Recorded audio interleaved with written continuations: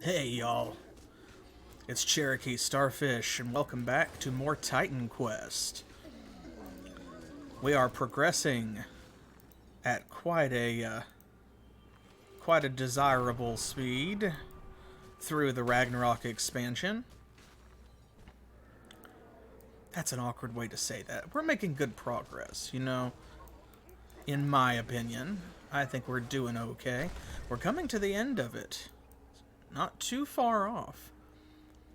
As you can see here, we have some main story over in this way. This is Yarnvidar. Think I'm pronouncing that right? Here in the wastelands of Jotunheimer. There's going to be a lot of the skeletal Verger, the Yarnvidya, see? In this area.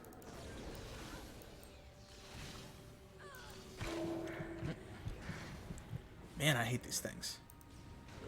There we go. These necromancer giantesses, or whatever they are. Phew. Our Tears of Persephone relic are going to really be a big boon to us here. Oh my gosh, the camera angles on the other hand. Nope, don't stand in the blood. Do not stand in the blood cloud. Don't recommend. So yes, if you were not here for previous installments, well, so of course, we heard some nasty things about the Aesir, about them turning on their mortal worshippers and, just kind of causing problems. Nobody understood why. Well, part of the reason for that is because, yeah, it was all Loki. It was all Loki.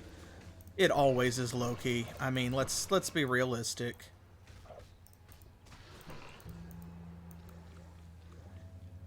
It was Loki, but you high-key knew that was coming.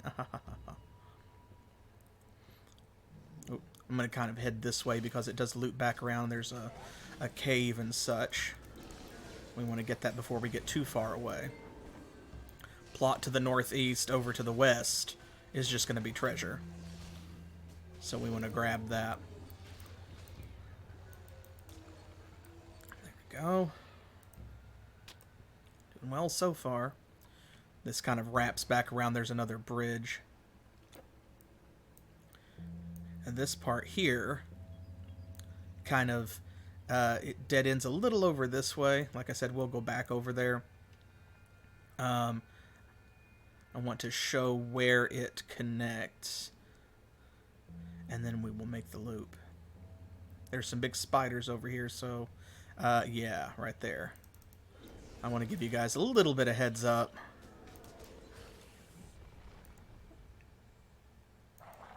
And some more of these little flower guys. The weird dark fungoids. Oh. Well, it wasn't completely useless. There we go. They look so pretty to be so dangerous. So, yeah. Here we go. This is where it's going to loop back around. So I'm going to head over to the portal.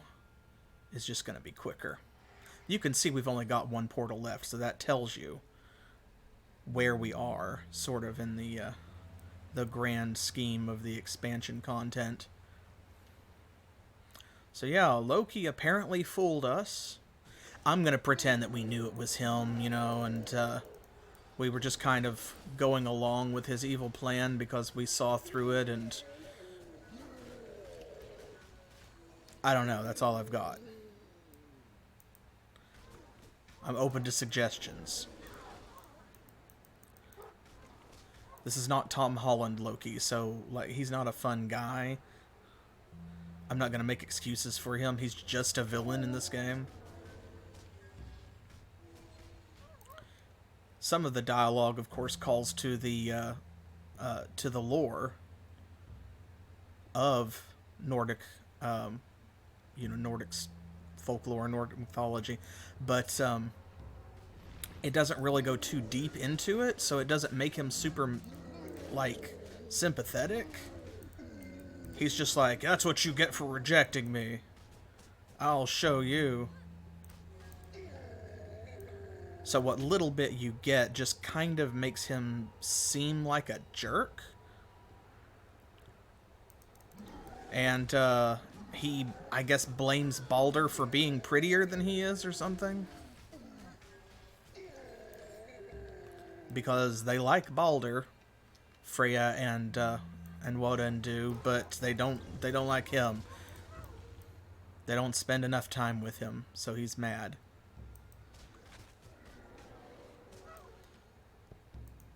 And therefore he's going to destroy everything.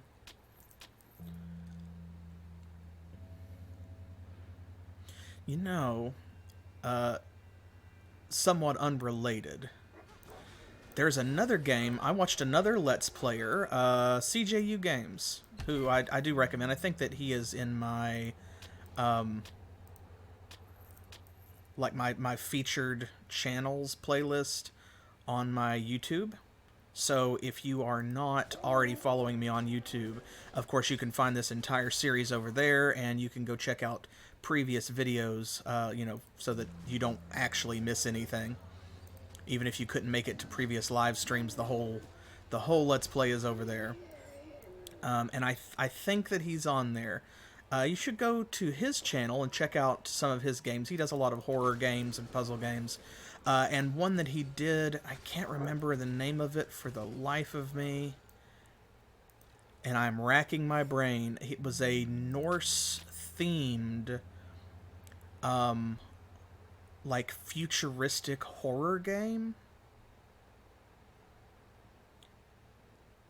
And playing this makes me think of it. Or this discussion specifically, because of course, like, it hits on all of the tropes.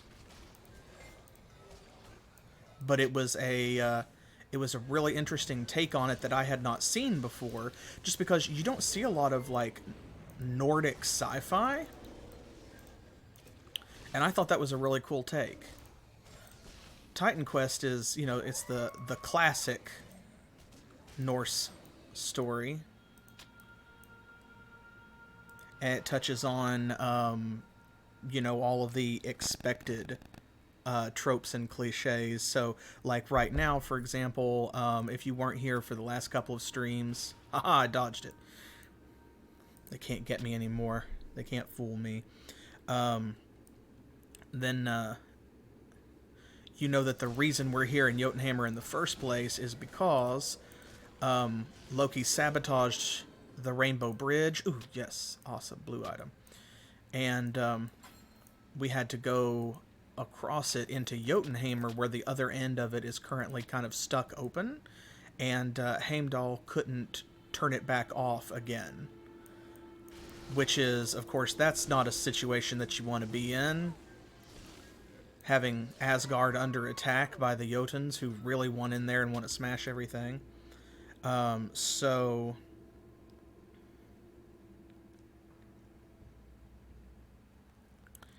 that's oops. That's all the story that we know. But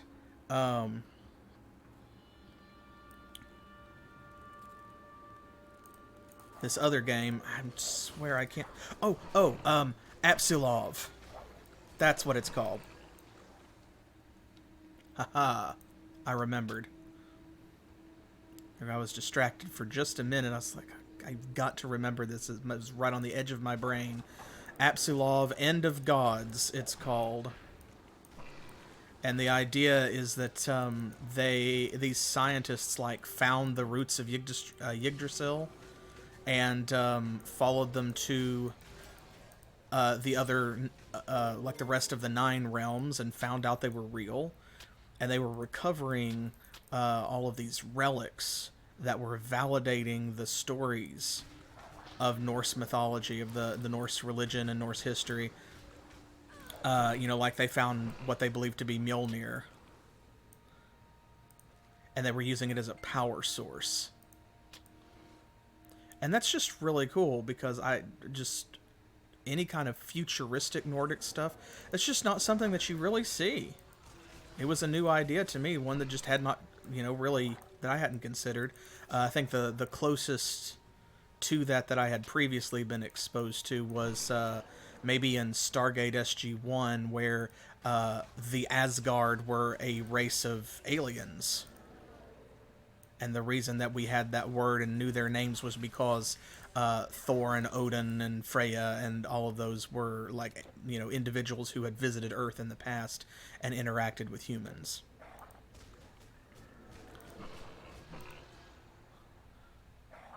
You also, you see a lot of space horror, but there's a difference between Alien Isolation and what Apsilov is, where it's like, magic is real, the gods are real, all of these monsters are real, but there is still an element of high technology. You're using like computers and super weapons and things to fight the monsters off and to overcome the challenges. So definitely go and give it a try. It's something that I found myself very interested in. I enjoyed his playthrough of it specifically over on CJU Games, and I kind of hope that they make a sequel. The company that made it already has made another game set in what I guess is the same universe because it tied into Apsilov and there were references to it. So I'm hoping that they will actually make a genuine, like, Apsilov 2. Okay, so here we are in the deeper parts of Yarnveder. Don't stand in the poison. There we go. So hereabouts is where we're going to loop back around. We're going to find where this area connects back over there in the southeast. But most importantly, speaking of all those classic tales, of course, since Bifrost isn't working properly, Woden has sent us to find Mimer, or Mimer, as he's called in this game for some reason. I don't know why. And of course, once again, I really appreciate a lot of the voice acting in this game. The translation work and the dialogue editing, maybe not so much. At least not for these... Dodged again. At least not for this content. It's much better in the original game, and that's one place where the expansions that were added after the IP was taken over by the other company later kind of fall short. Is, the text boxes could use some better editing. The dialogue itself could use some better editing. And I think that they should have done a better job of providing like pronunciation guides and things for the voice actors. But overall, very solid. As Titan Quest content, it gets an 8 or 9 out of 10 for sure. And just as game content overall, Ragnarok and Atlantis, I think, get, again, their own individual 8 or 9 out of 10. They certainly entertain me sufficiently that, I've come back and done this multiple times, and that's all you can ask. I mean, what do you want from a game other than it makes you want to play it, right? Either by yourself or with friends. More than once, preferably. Replayability is always good when you can get it. And Titan Quest has got all of that. Phew. Playing it, though, I tell you what, it has me itching. There we go. Here's where it wraps back around. Ta-da! So we're done here now. We can just clear out the rest of the deep forest. Playing Titan Quest, especially as we near the end of it, has me itching to play other similar games. Like, I was so excited when GOG.com finally got the rights to distribute the original Diablo. And not just the original Diablo, but this is also relevant actually, because I am playing another Sierra online game on the channel right now. If you aren't watching our other series, then Mondays we're currently doing Final Fantasy VII, the original, not the remake, with my beautiful husband, Specific Pixel, who has never before played the game. And that is a blast.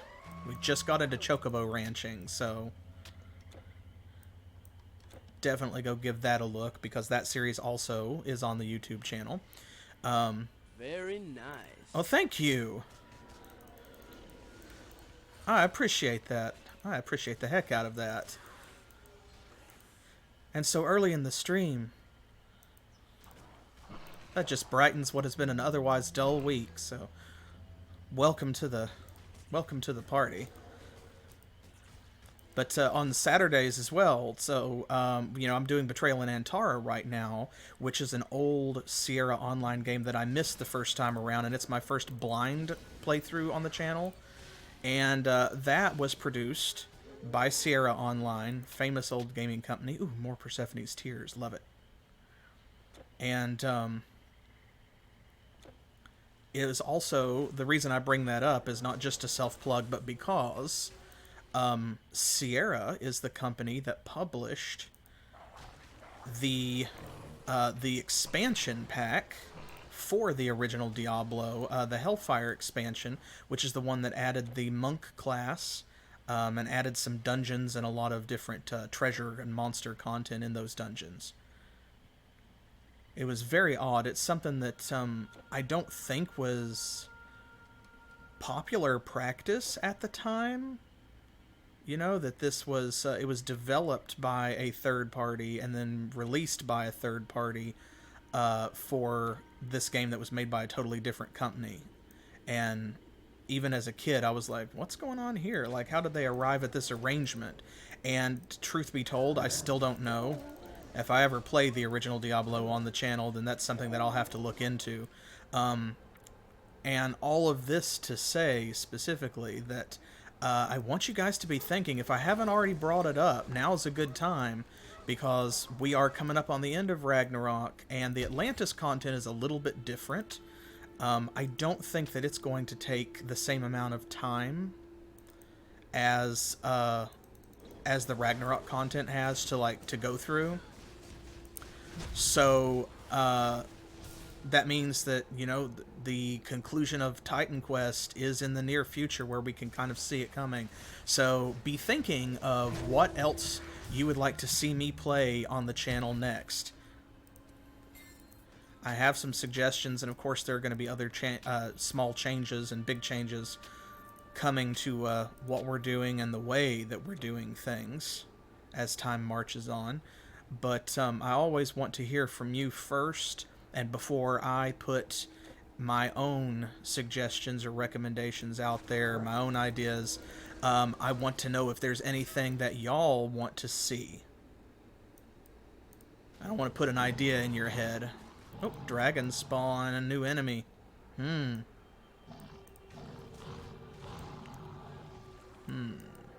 Gotta go in here, but it's sealed by a quest. Oh, ate her.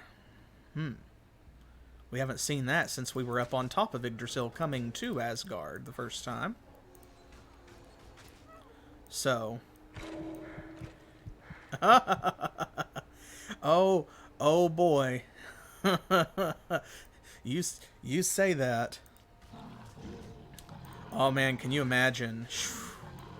Because epic and legendary difficulties,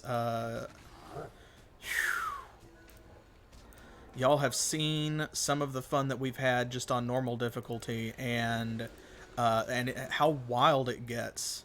And much like with Diablo, with Nightmare and Hell difficulty, Titan Quest has a very stark difference, and certain builds, I don't think that they become immediately better or worse, but it's more like the differences between them become rapidly more stark. I guess is the best way to say it. We'll come back here in just a second. When you up the difficulty.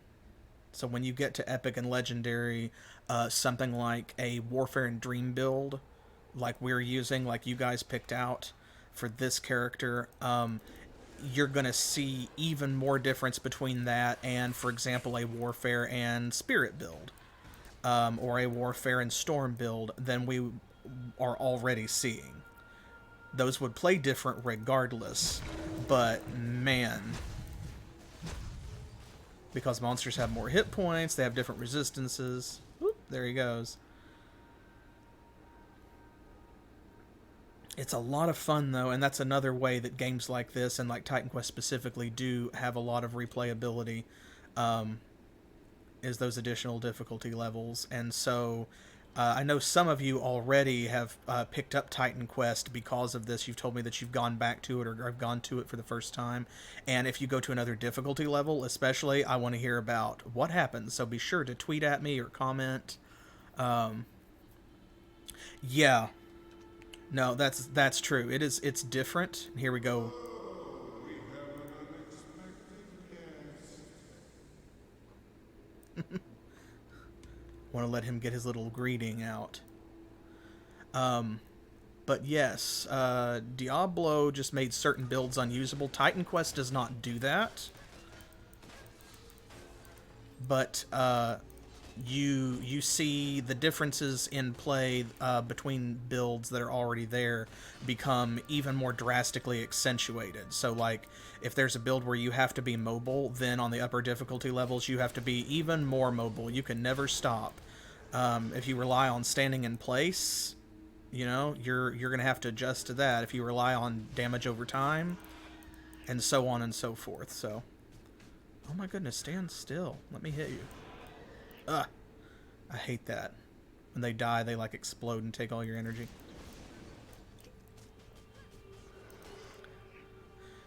And of course, with the number of potions that I'm constantly sucking down, I would have to make adjustments to this build, I'm sure. You've already seen some of those. We've gone back to using Trance of Empathy, and there we go, which was not on for some reason. Oh, because I was just talking about them sucking out all of my energy. Because this has an active energy cost, if you cannot pay it, it switches the ability off. So you have to watch for that visual indicator, which sometimes I get distracted from like talking and playing at the same time and lose track and don't do it. But if you drop to 0 energy and can't pay it, then it deactivates the ability. Yeah, Dream and Defense was actually the original combination that I think was tossed over here before y'all chose Warfare instead. And I have played Dream and Defense as well as Dream and Warfare, and they play very differently. So Warfare is way squishier, because that's the point of Defense. Oh boy, let me get out of that cluster. Goodness gracious. Oop. There we go. But, yeah, ironically, Warfare is much squishier, even though it's called Warfare in the name, than a lot of other masteries. But Spectral Matter, awesome. But Defense, of course, is what it says on the tin, so it makes sense that like that's one of those where you can just sort of stand there. And I think I had one of you comment or message me and to tell me that you had tried doing a defense build, and you know, that was the difference that you had found, was that where I have to kind of run around bosses and chip away at them and sort of play an attrition game sometimes. Onslaught helps with that, but you know, you were able with defense to just kind of step up to a boss and just tank them, and that really is one of the big differences. So you see already that there's a drastic play difference. And we don't have to clear this whole maze, but of course, you know me, I'm gonna. Because if we don't, we're gonna miss something good.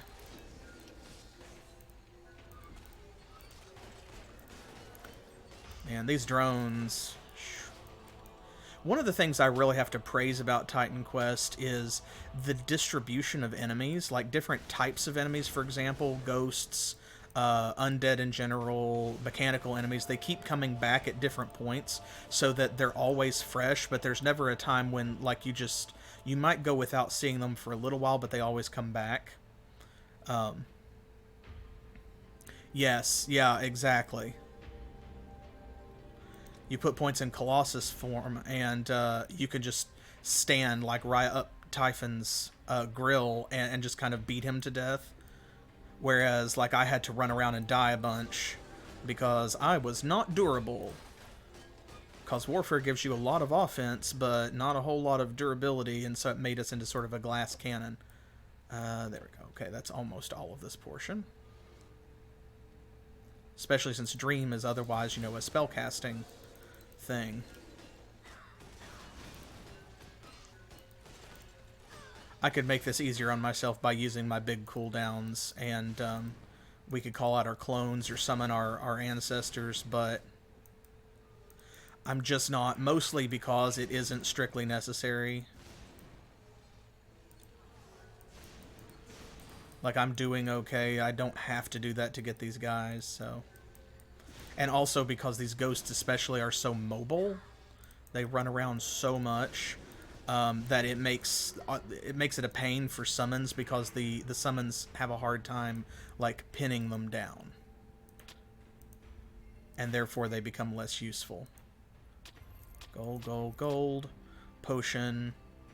So, yes, Spirit and Storm is pretty good. If you want to go full spellcaster, get you a staff, and you've got all of those lovely auras and dots and things that stack, and it works really well together. I have found freeze people in place and then let your summons just kind of beat the crap out of them, and you get so many good summons too. I forgot that we picked this up. Brito Maris's Defiance. I don't think I've seen this one. This is really good. Same amount of armor as we've got. Physical resistance, elemental lightning, stun, 250 health, 15% movement speed, which is great, because that would stack with our Epona's horses, or we could get rid of Epona's horses and, like, put something in. Well, never mind. It's a blue item, so we can't enhance it with a relic anyway, so that works. +2 to Iron Will. So these are spec'd for defense. Speaking of the defense mastery, those are really good for defense. I don't think they're better than what we have on. The defenses are, but those boots are also, like, we chose them because they're giving us a big, fat, delicious boost to our overall damage, and we want to keep that. Okay, I think, yeah, it joins up over here, and then we're... You really should have come in here. Ooh. I love when Mimer just kind of is like, hey, listen, I'm busy, can you come back later? Yeah, war and defense is, like, that's the general kind of sword and board, and, it sounds boring on the surface of it, but man, it works. You put them together, and they do work. They're a very effective combination, but I get what you mean. Like, yeah, you have to forego damage to stay alive long enough to kill anything. Because at a certain point, I think you reach kind of a tipping point where you need to be dealing high damage, but you simply cannot deal enough damage to make up for how fast enemies are, like, killing you, even with your defense buffs and stuff like that on. Yeah. Probably elemental resistances. I love the look of this maze, by the way, if I haven't said that. Like, I'm a sucker for ice levels. I think I may have already pointed that out at some point. What I didn't say was that, like, crystal levels, if that's a thing. Can you consider that a genre of dungeon, I guess?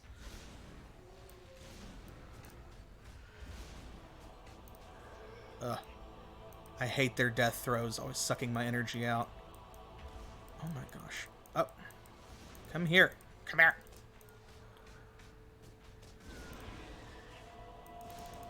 I can... Oh my gosh. You can you can petrify these things, but the trick is hitting them because the AoE emanates from you. There, now I gotta wait. Well, I guess I can use a potion. There's no reason not to, because I have so many of them. Yeah, Act 1 is kind of... It's all uphill from there. And yeah, Defense Earth is another really good one, because Earth has a really good balance of offense and defense, where you have like stone form and that kind of thing. Plus you've got a good mix of dots, AoEs, projectiles.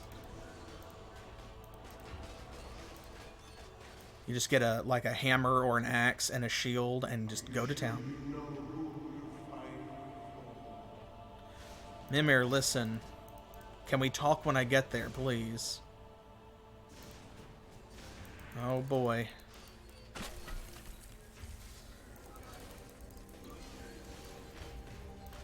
Oh boy. When they start to gang up on you. See? Phew.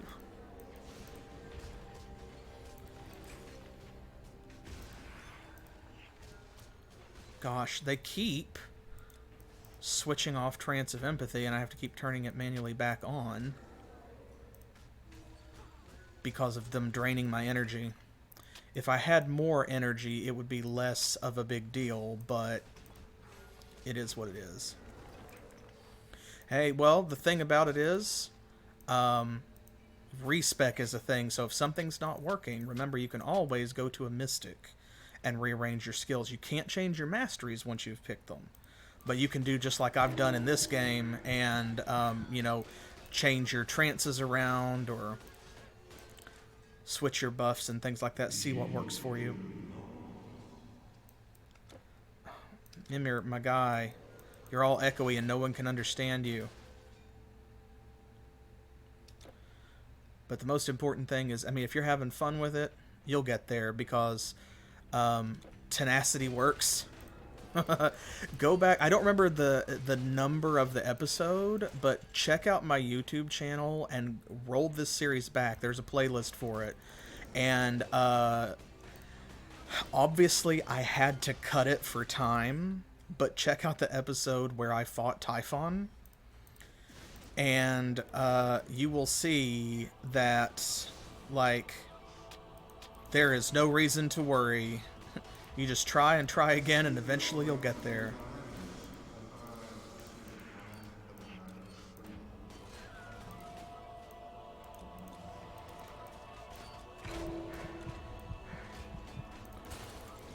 There we go.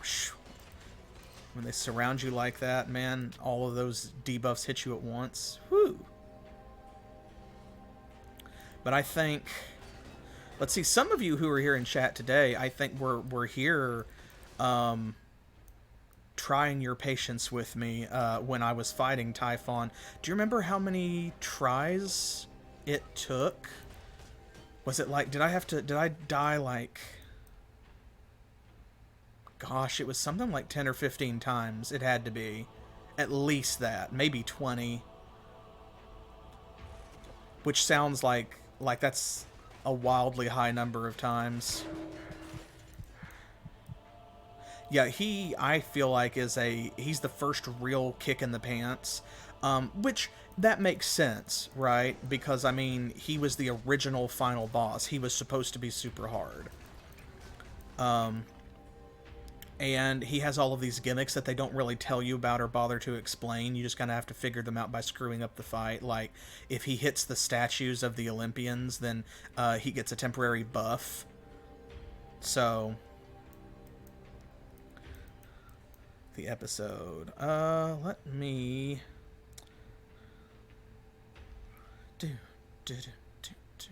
I think I can do that.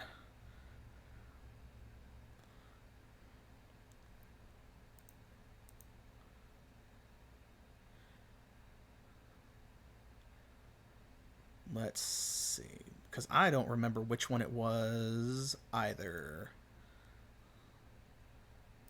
Like, oh boy. Because that's been a while ago.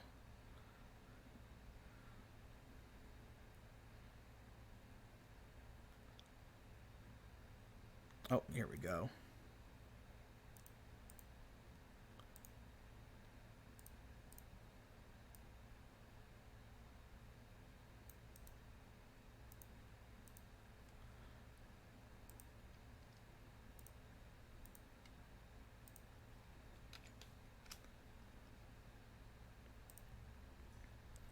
There you are. And let's continue on around this way. Hey, no problem. Absolutely. It's it was tedious to do it at the time, but I think it's a good watch because I want to show people that Typhon is a tough boss, but it doesn't matter what your build is, you can get past him. And he's... Oop, thought I finished him off and I let him walk away. He really is meant to be kind of a wall, right? So...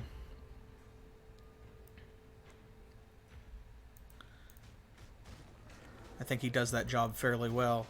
I actually think that the second, like the boss of Immortal Throne, is significantly easier, which I believe I commented on when we were killing him at much greater speed. More crystal golems, but I would rather fight those than the phantasms, honestly. They hit a lot harder, but at least they don't suck all my energy away. There we go. Leave me alone. Ooh, there we are. Yes, there we are. So, there is a little bit more left over here. We're going to go back because that's actually where we're headed. So I'm going to go get this part first. These mazes are, as I have stated before, like one of the sections of the game individually. Like each of them is a section of the game that I do not know by heart. I always know, oh, the end of this is kind of like in the northwest. And that is basically where it stops.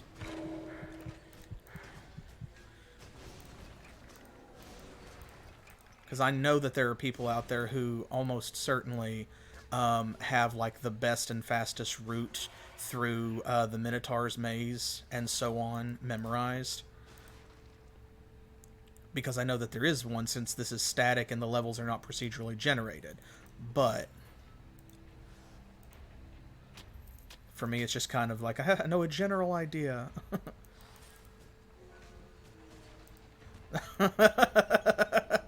Well, I mean, yeah.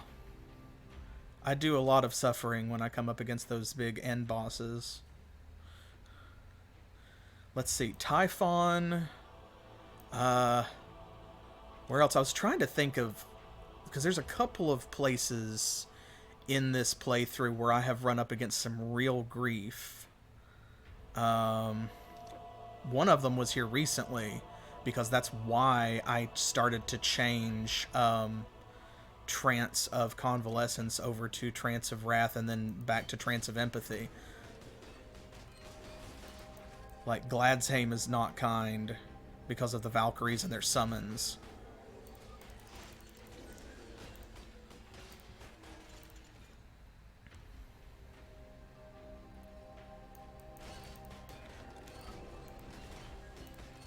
Man. See, going back to this, if you had like the rogue mastery here, it would be so great in this section because you have that skill that gives you a bonus against traps and constructs.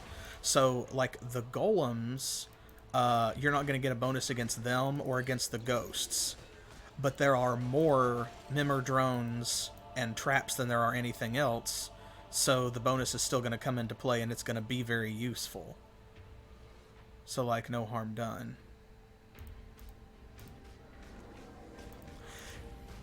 Yeah, there are a lot of places like that where, for preference, if I wasn't playing for an audience, I would do the same thing. I think I said that in like my Saturday series before I started doing Betrayal in Antara was Might and Magic 7, which is one of my favorite games, and I've played it many, many times over the last like 20 plus years. Uh, but the final couple levels are so annoying to me because by that point, it's just like I'm right at the end of the game. I can taste it. I don't need to kill all of these sharks in the underwater level when the game forces me not to have any of my equipment and stuff. And then you get to the actual spaceship, and it's like, I can just go through all of this with invisibility, can't I? Do I have to kill any of these things? And the answer is no. You just get the MacGuffin and get out. But I wanted to do a full clear for the audience, and so I was kind of like, I'm embarrassed to tell you guys this. I don't know where to click on here in order to actually get inside, because I just usually run around screaming and pounding the space button until it happens. Let's see what you got. Aha. What are you doing? Okay, so this is where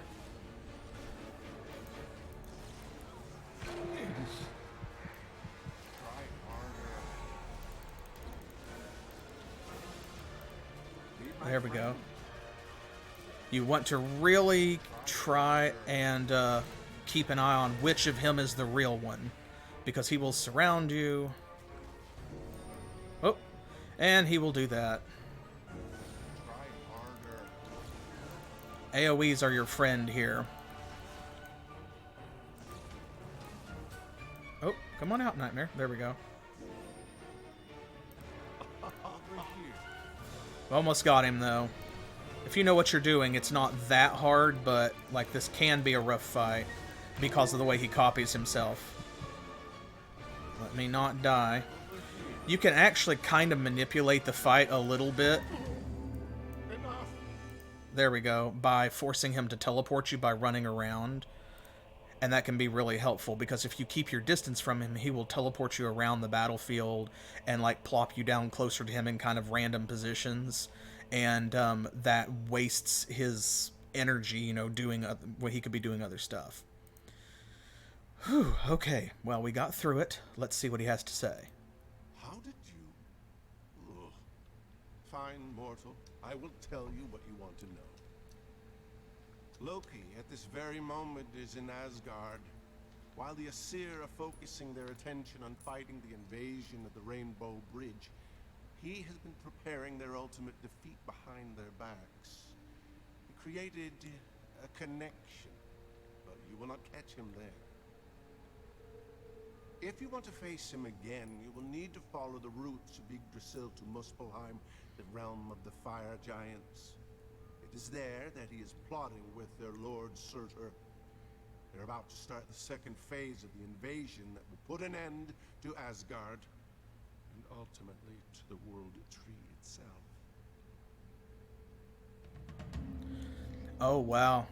I didn't know that there was a bug that bad. Although we've seen a few bugs, like anyone who was here for, I think it was the last stream, probably saw when Woden didn't spawn at the Rainbow Bridge, and I had to actually like quit out to the main menu and reload the game in order to get him to spawn next to Heimdall so that I could talk to him and push the story forward.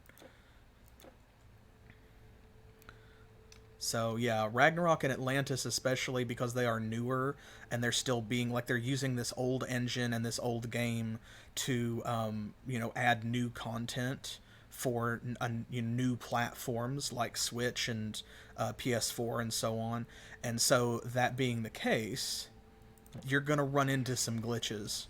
And I think honestly, like, I've said this before, I'm kind of excited to discover new bugs when I do, because that still is something new that I'm finding out about a game I've played a million times. And that's cool all by itself. But I also have to hand it to these developers that they have taken this old game and this aging engine and I mean, think about how many bugs they could have that they don't. So honestly, they've done quite admirable work, in my opinion, of making it work, making it function properly. Okay, now we can get through here. Okay, so back into Yggdrasil.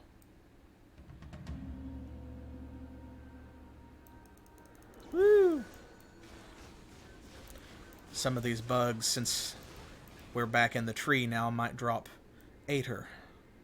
And I would love to have some more of that, because we don't have a completed one yet. Now, of course, if you know anything about the most famous Norse stories, you can probably guess some of what is coming, because we are among the roots of the World Tree, and we are fighting dragon spawn, so... Oh my goodness, pick that up. Yggdrasil maggots. I don't like that. Of course, just maggots in general. Am I right? I'm just glad to be out of Mimer's maze, because you are right. That level is so annoying. Alright, a level. Okay. Phew. I'm almost tempted to just dump those points straight into energy, but actually, dexterity has finally been overtaken by intelligence, and is now our lowest stat, so I am going to drop them both in there. Now, our skills. Let's see. 3 points. So our masteries are maxed out. We have access to everything at this point. I think that it's time to start going back, and we just need to finish off some skills that we have unlocked that we haven't been putting points into in a while, and just get them out of the way. Like, for example, Onslaught, we're at 5 of 8. We only can put 3 more ranks in it anyway, so, like, that's what we need to do, and just max Onslaught out. The same thing with, like, Lucid Dream, the same thing with Distort Reality, the same thing with our Trance, whichever one it is that we're going to keep, because I am still thinking about maybe changing back to Convalescence, but Empathy's working okay. I'm not upset about it, so... 3 more points in dodge attacks, of course. And then, you know, battle standard, slam, all of these that we put points in, and some that we haven't put points in. Like, you know, I probably should put more points in battle rage, and I probably should put more points in all of these dual wield sub-skills. But for now, I think...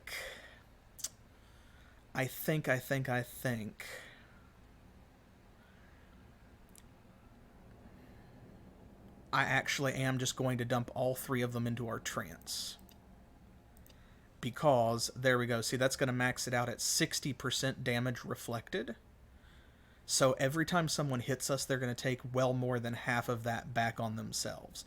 And then if we decide to change this, we will have 12 ranks in Convalescence, or 12 ranks in Wrath, or what have you, because they're all 12. So I'm going to go ahead and do that.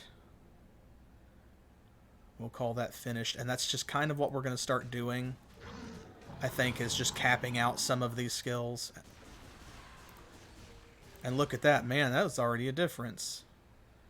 That bug hit me one time, that dragon hit us one time, and was just like, nope. He just noped himself to death. Against our armored body.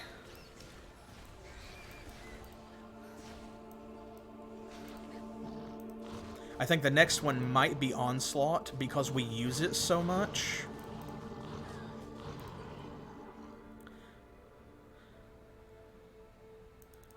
Because that is our default melee attack, basically, so... And where we're Warfare and Dream, that means that we are going to get and stay up in people's faces a lot, as we already have been. As, you know, we will continue to do that, so... More ranks in Onslaught is gonna come. It's gonna be useful. Go. Bearer's Bonds, that's what these rings are. I'm not even gonna pick up most of that stuff. Nothing there. Okay, up we go. Well, down we go. It's a snake. I think it's interesting that, like, out of all the places we've been, that I think Yggdrasil is the first place that we fight snakes. Oh, you hear that, right? No points for guessing what comes next. Okay, here we go. Oh boy.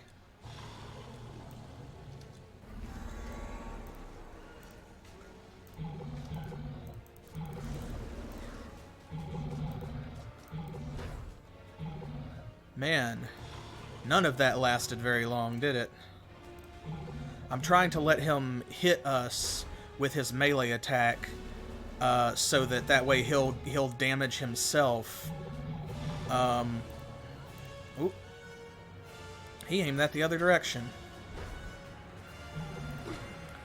Yeah, I want him to hit himself with his own melee attack because of Trance of Empathy. But then I want to avoid his, like, breath attacks and stuff.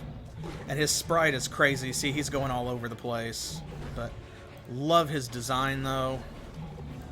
There we go. Look at that. Boom. Very good Nidhogg fight.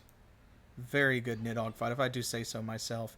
Did you see him, though, just, like, flarbling around in all different directions, and like he would be pointing at the nightmare and breathe poison, and it would appear out of his like right thigh at me, at our harbinger here.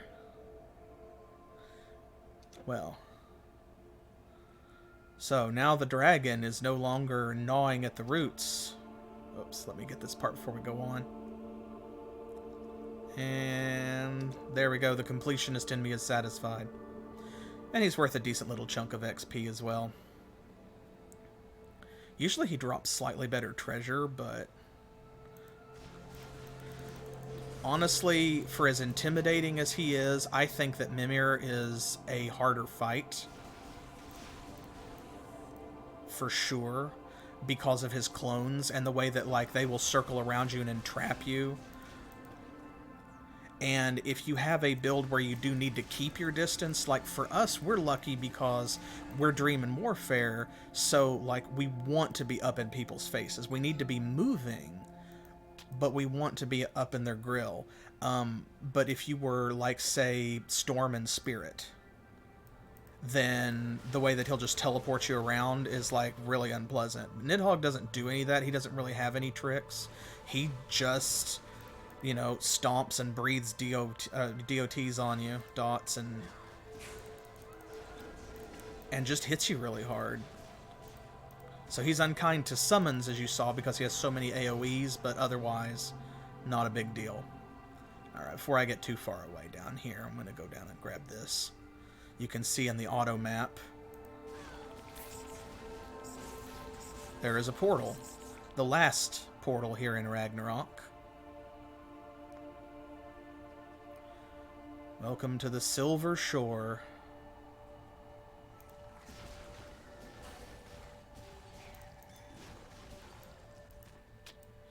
The music here is so, like, kind of forlorn, you know?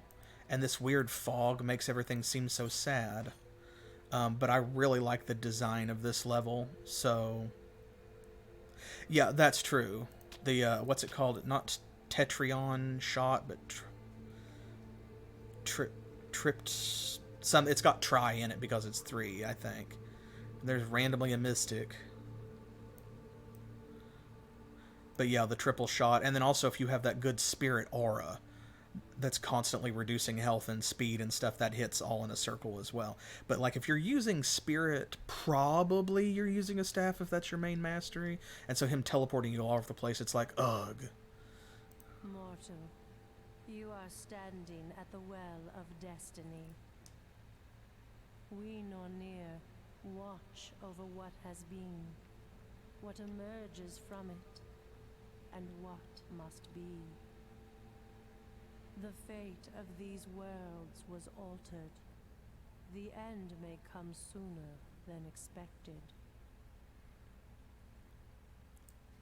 So says Erd the Norn. But yeah, I really dig the Silver Shore, like, as an aesthetic. This weird fog layer that they have makes everything seem just very dreamlike. and then kind of the soft, sad music.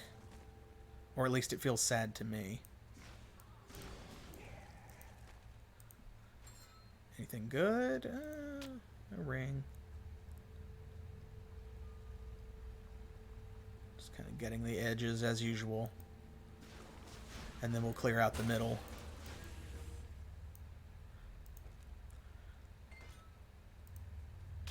You would expect to come down to Muspelheim, you know, and it be on fire like the whole thing. And we're not quite into the thick of it yet. There we go, is our outer border. The spiders doing their little dance.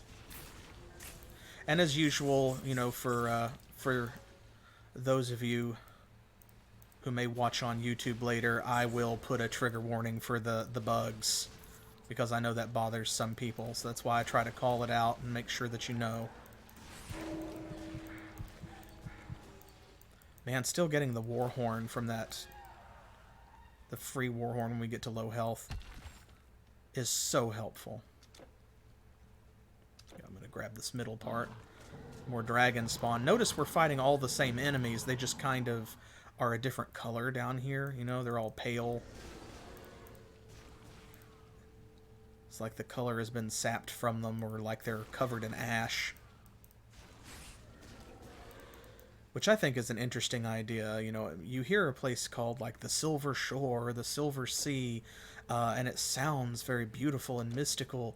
And then what if you went there and it was just, you know, a field of ashes? Because that's silver too. Be like, false advertising, very misleading.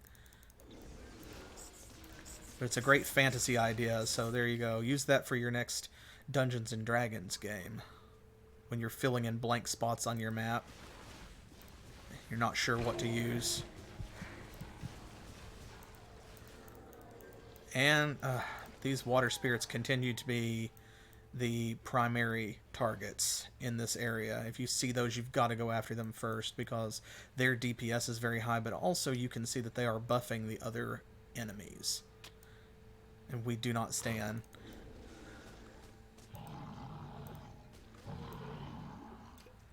Man, how many potions have I got? 36. I came in with 75. So I've used somewhat over half.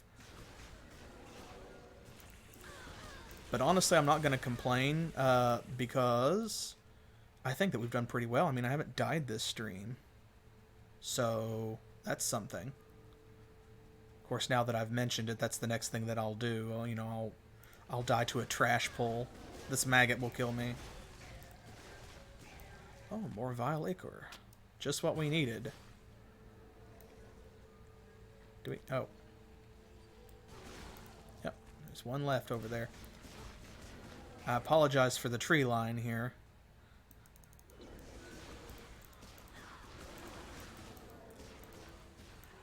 OG Titan Quest does not do that nearly as much, but in Ragnarok especially, there are some cliff lines and there are some trees and stuff that really create some funky camera angles. Especially, I think, from the viewership perspective.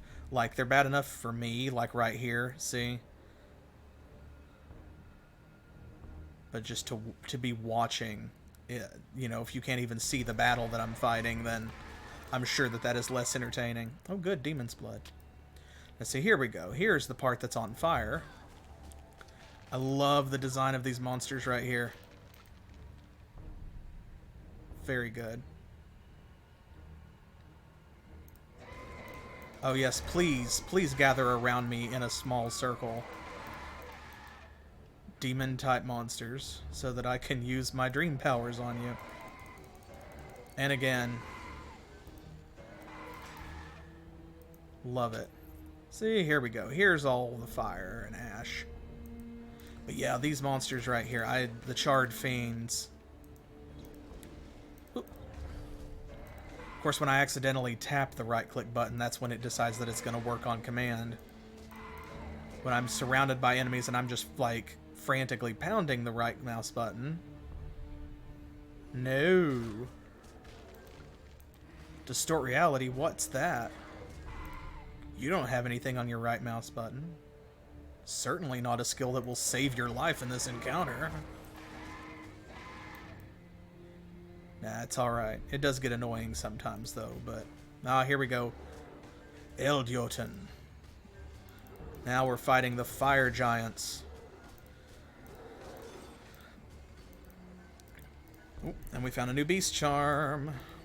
I haven't gotten to show you guys this one yet. It's the first time we've picked it up, because this is where it starts to spawn. Let me go ahead and... Primal Magma, here we go. Magically animated lava taken from a creature of fire. So there are multiple creatures that can drop this. Bonus to fire and burn damage, a flat bonus fire damage, and reduced freeze duration. So, all pretty good, but especially if you're using the Earth Mastery, this is a nifty little charm to drop over into your transference area in your caravan and give to another character. Now note that it is level 30, so you still cannot give it to like a baby character, but you can give it to an established character that is still in, like, you know, Act 3 maybe, or that's just starting Immortal Throne.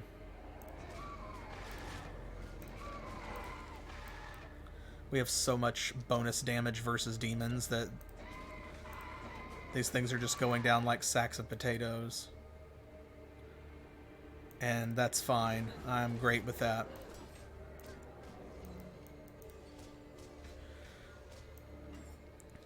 And I like how the fire giants just kind of unravel into fire and ash when they die. Their death animation's actually pretty cool for as simple as it is, both conceptually and like in visual execution. It's a small thing, but I like it because it's the small things that add up for a game. You know, it's the big stuff. Those are milestones, goals that you look forward to or that you live for. You know, that's why achievements are so popular, since someone invented those. But the little stuff is all the time, and that is what creates an environment that keeps you playing the game and coming back to it and enjoying it. A good UI, good sound effects, excellent background music, good lighting effects or particle effects, stuff like that that you can point to and go, you know, I like that every time I see it, which is important because I see it a lot.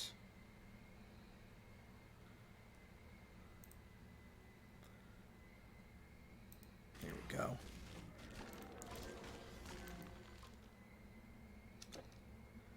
Okay. Now we'll head on along. Cue that annoying wind sound effect. It's proving me wrong. But it finally died down. Here we go. Excellent. I was going to say something else about the fire giants. Oh, I know what it was. So... you know, we have charms that we could use and relics that give us bonus damage versus giants. And I have not really engaged those. And part of that is just because, you know, you only fight giants in a handful of places. And I feel like there are better uses of a relic slot on a piece of equipment overall. But it should be said that, like, when it does come up, it is important, or can be important, because, like, first of all, Mimer, who is not a pushover as a boss, counts as a giant. And then you have to fight Thrym when you first cross Bifrost as well. Ah, the Ader Fields. There we go. Salamanders. But all of the Jotuns that you fight, like, you'll notice that even though I am tearing through them, part of that is just because we have such high DPS thanks to this Dream and Warfare build. But, I mean, they do hit pretty hard. They're quite durable. They pack a lot of their own DPS, and so depending on your build, especially if you have a low damage build, then using a charm or a weapon of some kind that is going to give you bonus damage against giants can absolutely be worth it, because it will come into play against several important bosses. And like these ash devils, even when they crowd around you, they aren't really much of a threat. But some of these big giants, when they travel in groups and stuff, they can be. And that's what you want to gear for, is the stuff that matters. The stuff that can threaten you is what you have to spec to fight.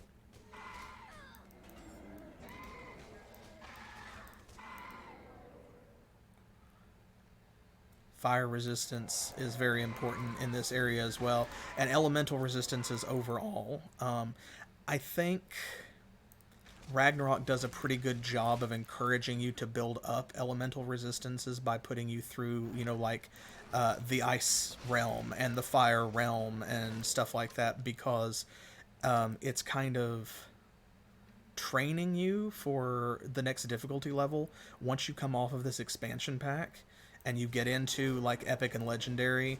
As one of you already said in the chat tonight, you are going to have elemental resistances. They really matter on the other difficulty levels in a way that they don't matter here, because they're important even in normal mode, but you can get by without piling them on and deliberately going out of your way to max your elemental resistances. And we know that because that's how we have been playing this game. But this is where you really start to see a need for it, because there are just so many enemies that deal so many different types of energy damage. So it really encourages you in this area to start building up elemental resistances, to start caring about them. And then when you get to the next difficulty level, you know, there's a natural progression where, like, okay, you already have this, so you're not going in completely defenseless.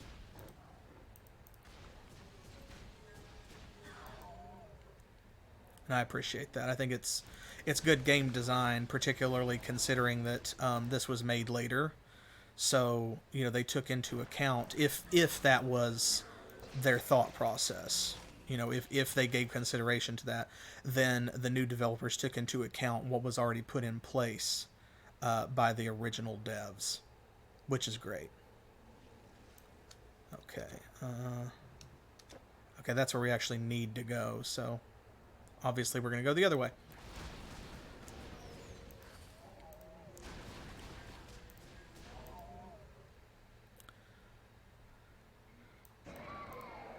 You know what we haven't seen in a while? A hero monster.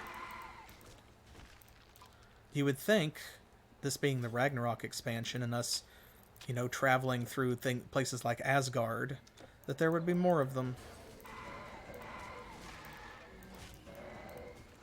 But it has been a little while since we saw one. I was trying to remember exactly where we saw a hero monster last, and I think... I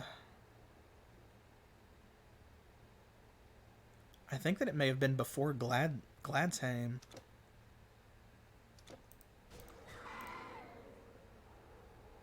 I believe. Yeah, I don't think that we fought any hero monsters in like Asgard or anything, so...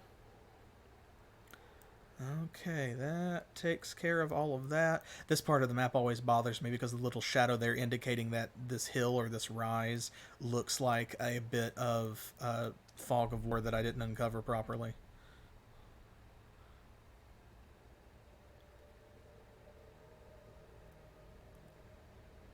Rebirth fountains are very important here because, that, like I said, that portal that we got down there on the Silver Shore was the last portal. There are no more portals, so at least not for Ragnarok anyway. But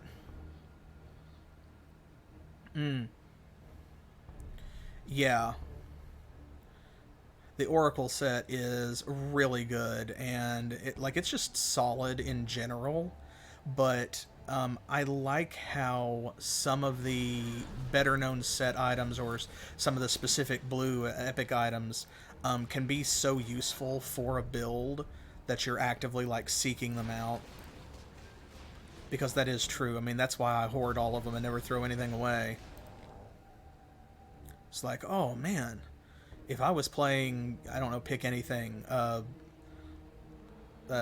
Rogue and Rune, then like, oh, this would be really great to have, so I'm going to make sure to keep that in my caravan for when I do eventually play that character, because one of these days I probably will. I feel at this point there are enough combinations of masteries in Titan Quest that it's become like, you know how if you roleplay, you have a like just a folder in your head, or literally, of all the Dungeons and Dragons character concepts that you've come up with that you have yet to get to play, and you want to play all of them, but you know that you probably like will never get to play some of them just because you can't play that much D&D. It's kind of like that. We'll wind up saving all of these items, and it's like, oh man, one of these days, Rogue and Rune, that sounds so cool. I would love to do that, because that's definitely a combination I haven't played. And like, nah, fam, gosh. There we go. I'm going to grab that because we need to go over there, but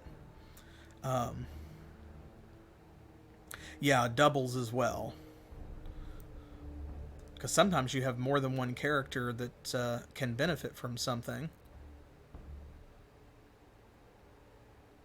Okay, now this is like loosely where we need to go. Those are double-typed enemies. They are giants and demons. So we're going to go over this way first, and then we'll come back here.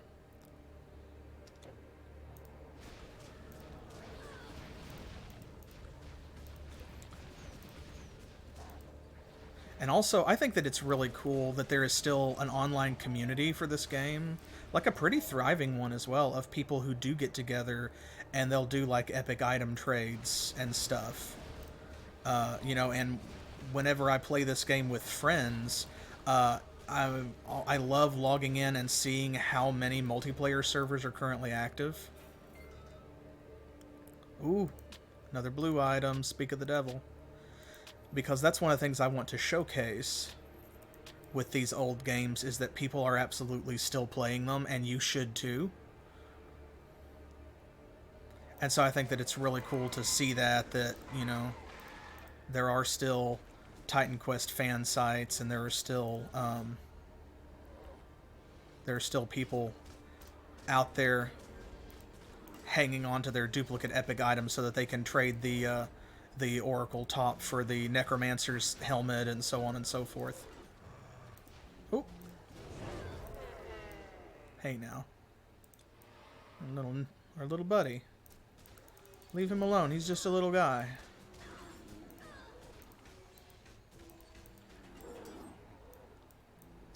Okay, there we go. I have come full circle. So now, before we go any further, let me check. Here we go. This. Prosopon. 65 armor.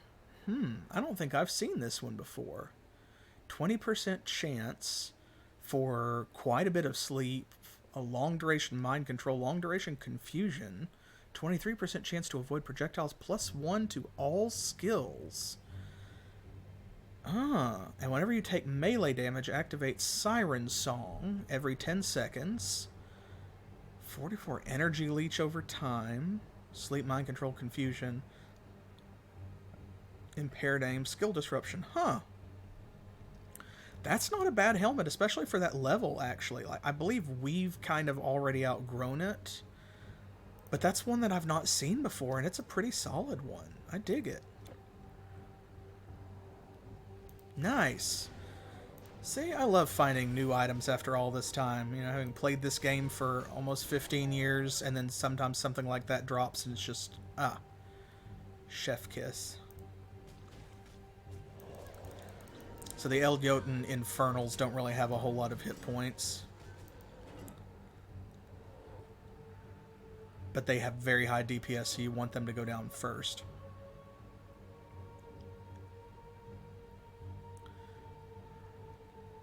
I like this threatening, tense music here as well. between that and just the lava scenery, like, this makes me think again of Diablo. Okay, there we go. So you see there's the quest torches, so that's the way we're supposed to go. So now we will actually head back and go to that fire shrine. Just wanted to clear the map. We'll duck into that cave and grab it.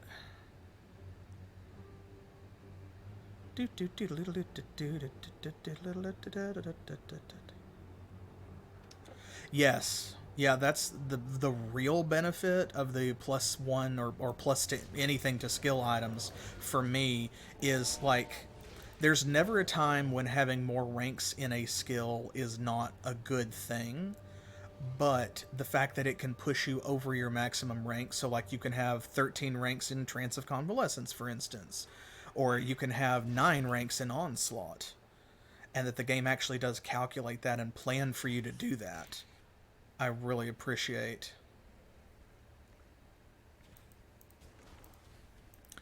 And very rarely also, like, do you see items that give you just a +1 to all skills. Usually it's in a category.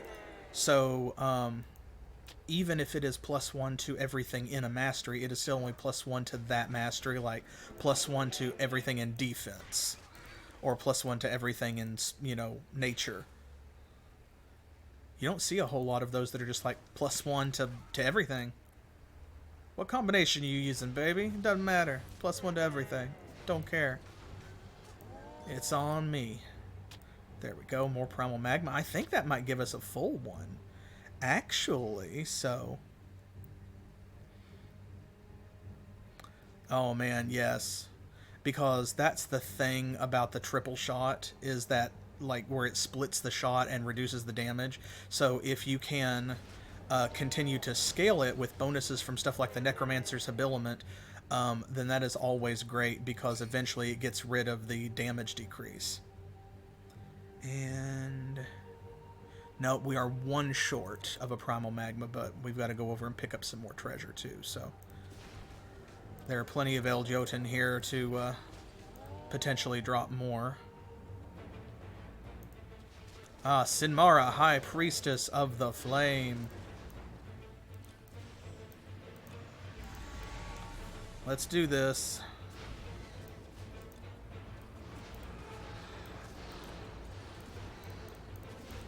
Come on. Well, that didn't last long. She puts those floor dots down. There we go. Phew-wee. And your summons don't do very well.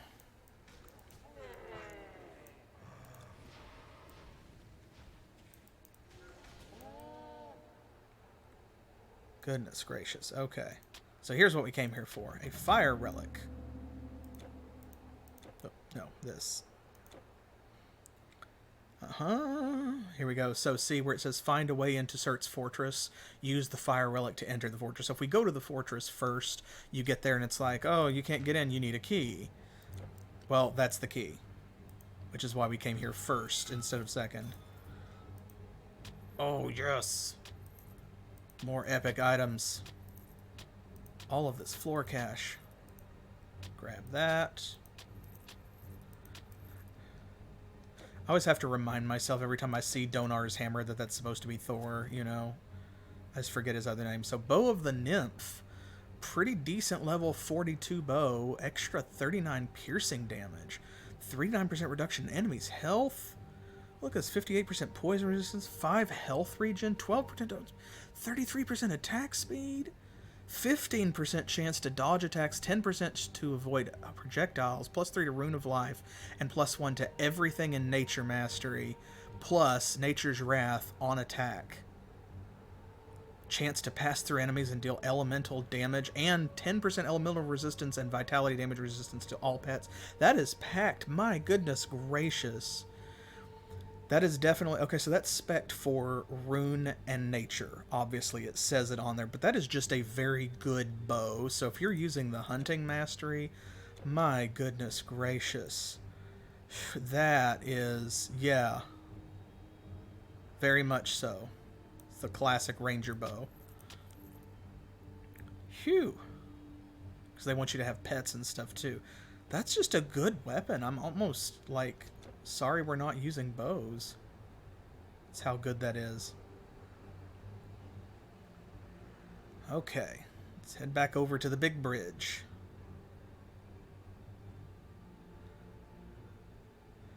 Around this way. Thank goodness for that increase to movement speed because we are covering ground at a pretty good clip.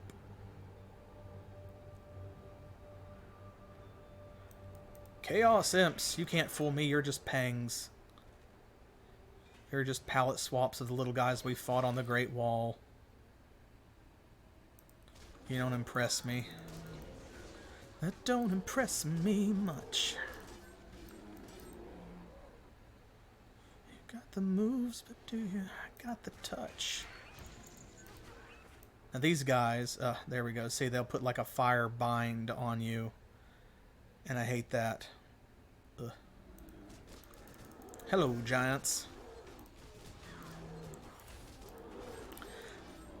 So everyone pretty much depicts fire giants the same way, like all the way back to old games like Lords of Magic, which is another Sierra game, a TBS, RTS hybrid that I really love. Anywhere you see fire giants, they always have like the ashen black or coal black skin, and then the the cracks in their skin with the lava coming through, and then their hair and beard are made out of lava or fire. And I have to say, I'm not getting tired of seeing it. It's just a good design.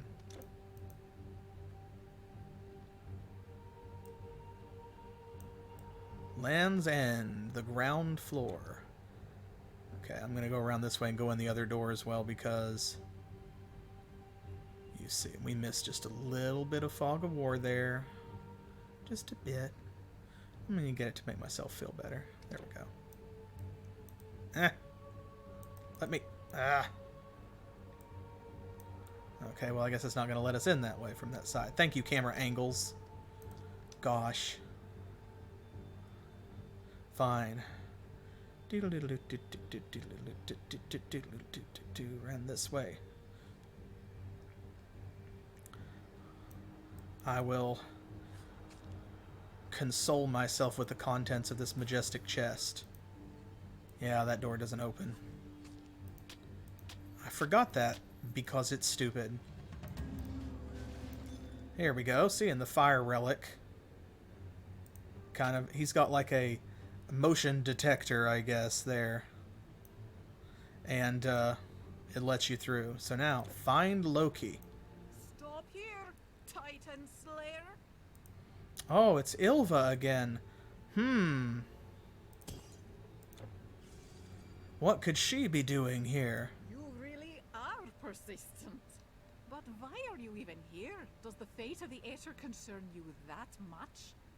Midgard is yours. Humanity's rule over it is now uncontested, and you are their hero.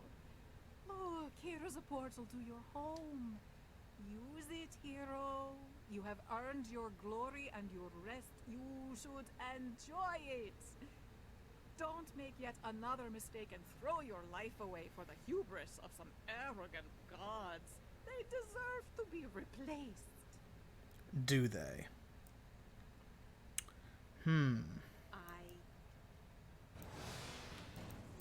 Oh. I warned you, she says. Okay. Summons.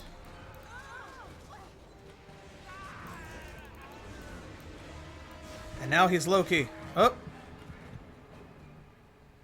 And when he changes suddenly, he gets kind of like an enrage.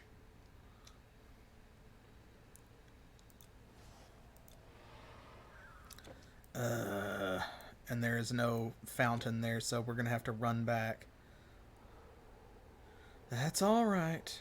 It's a fairly short run. I do wish that there was a rebirth fountain, like, inside the castle. You know, that's a good question. I actually couldn't tell you because I have never gone through it.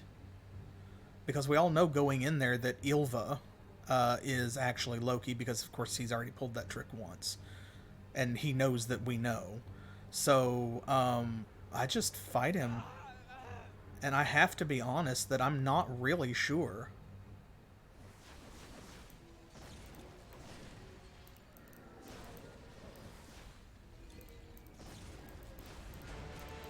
Ah. There we go. Gotta get my dots on him. I gotta build stacks of onslaught and keep my health up here.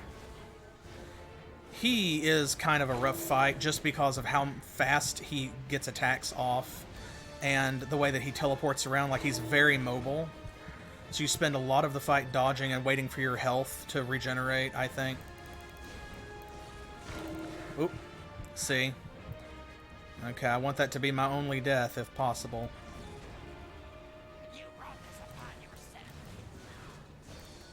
I could say the same for you, my guy. Oop. Well, oops. Darn it. Thank you. You're too kind. Oh, thank you indeed. I appreciate that. Well, crud. Here we go. I'm going to have to go back to the dialogue. Fine mortal. No. Where is the last? How did you? Fine mortal. I will tell you what you want to know. Drat it. I skipped over his dialogue because I was still... He died suddenly, and I was still clicking around trying to fight, so I went over here and went away from him, and you saw it fade his dialogue box. So we don't get to hear his little speech. Oh. You just have to play the hero, don't you? There we go. I don't know why it's doing that, but I'm not going to complain. But you're still too late. I've prepared the gate to Asgard, and Surtur's opening his side as we speak.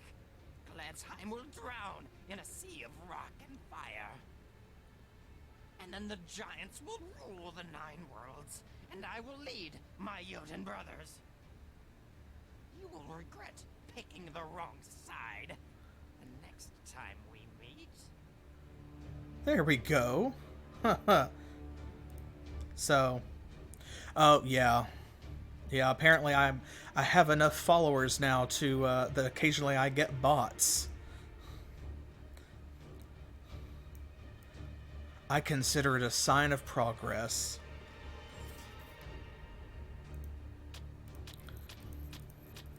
There we go. So I don't know how that happened, where I clicked away from his dialogue and... See, look, it's like he's still there. And if I click on him... Yeah, it's still coming up. So that's weird, but I'm glad that that happened because I hated that I clicked past that for you. I wanted you all to hear the villain dialogue, of course. So, let's see. Quest. Here we are.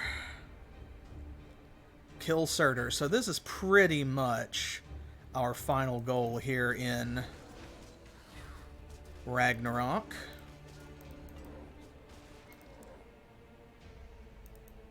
Mastery Shrine. See, that's what we were just talking about, getting those bonuses that take you up and over.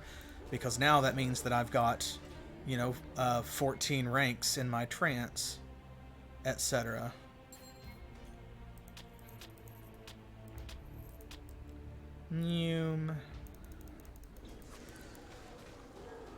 Oh, what a difference it makes. Look at this. +2 to everything. Okay, let's go in here while we've got this. Because, of course, one of the reasons Dream and Warfare are such a good combo is because Dream has support skills that increase things like your movement speed and your attack speed, which stack really well with things Warfare's already doing, so you increase all of those.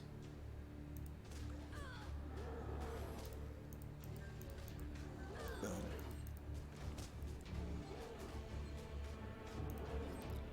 There we go.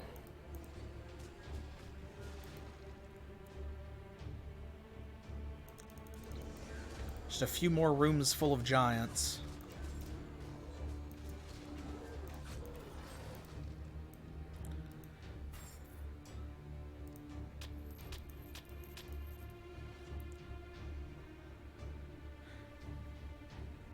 I think the tension in the music really succeeds here, honestly.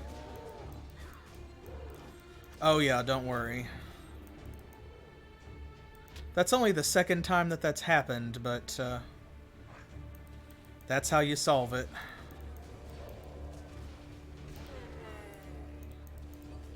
So thankfully it's not been a huge problem, but the reason is because whenever it does happen, that's what you do. Don't let it happen again.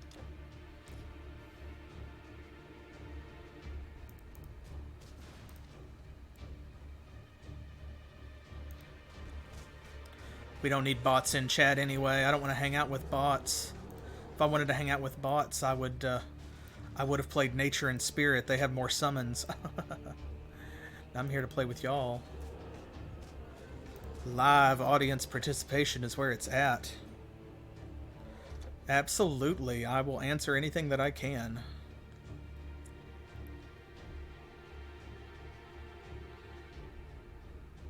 I can't promise to have an answer, but if I do, I will share it.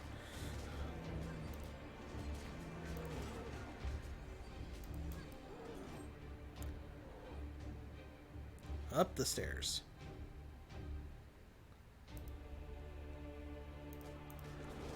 This layout almost reminds me of the Hanging Gardens of Babylon, but just more fiery.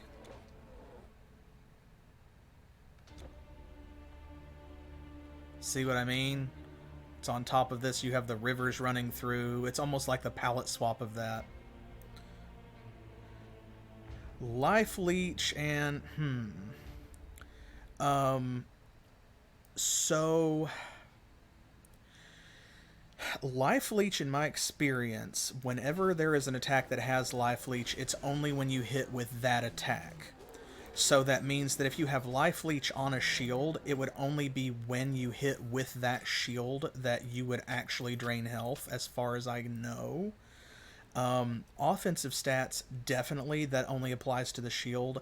It gives you those stats to indicate what you're going to be getting out of the shield if you use something like the Defense Mastery and you have the Shield Bash attacks.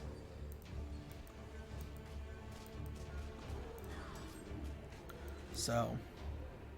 Oh, really? Yeah. That makes sense. So. Yeah. Yeah, as far as I can tell, that's the way that it works in my experience. Anything on a shield, is, unless it says otherwise, is just applies to the shield, in the same way that if it was on a sword, it only applies to the sword.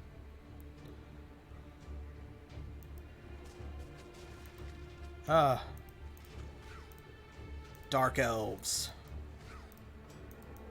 Why they gotta be black elves, though?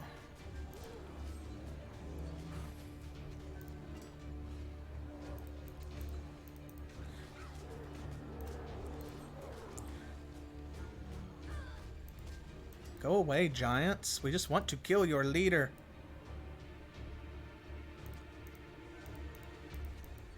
Yeah, a lot of times that's the way that it happens.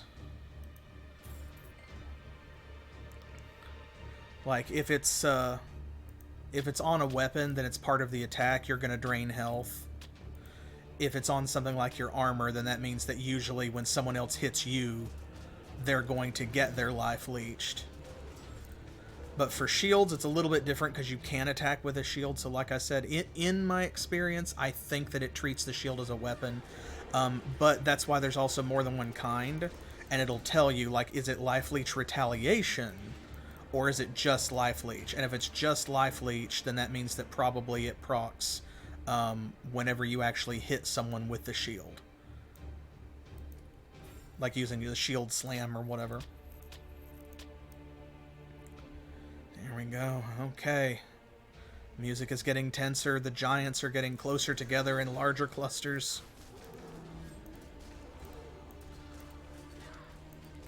Oof. Big angry boys.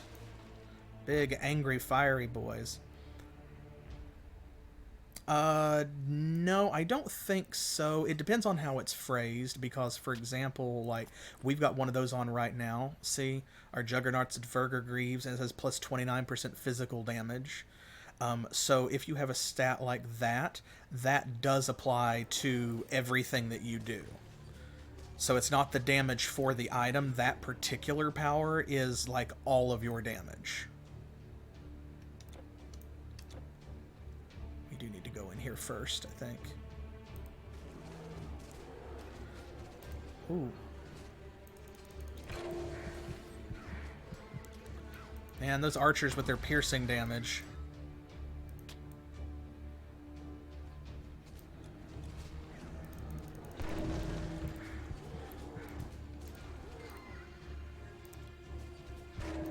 Yeah, that is rough because I don't have a lot of piercing resistance. Well, and also this is the end of the game. They're just dealing a lot of damage. Phew, I'm going to have to go get more potions, methinks.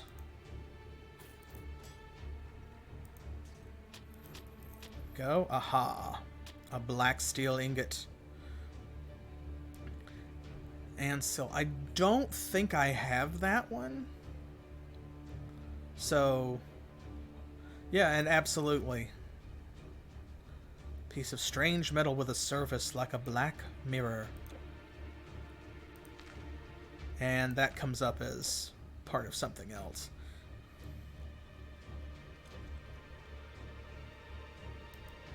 Oh my gosh, how many more of you are there? I feel like I have depopulated Muspelheim.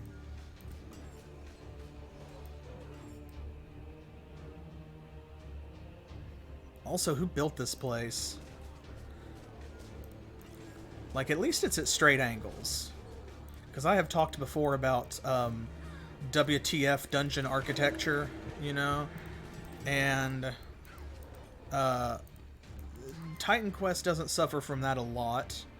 But, I mean, look at the layout of this place. Like, who is the architect here? Some of these things are just, these hallways and stuff are so inconvenient. Like, where does Surtur put his bathroom? That must be an adventure to get to in the middle of the night.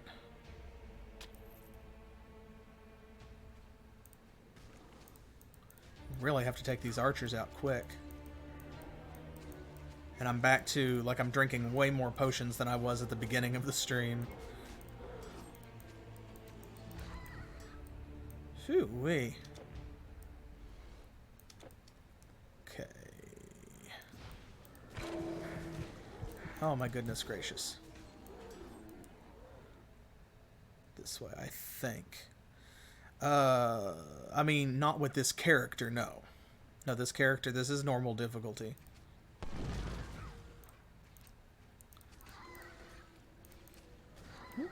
Oh, how did I miss you?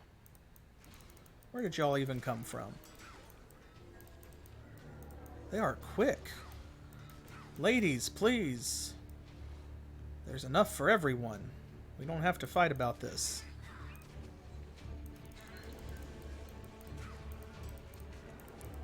Man, that piercing damage just,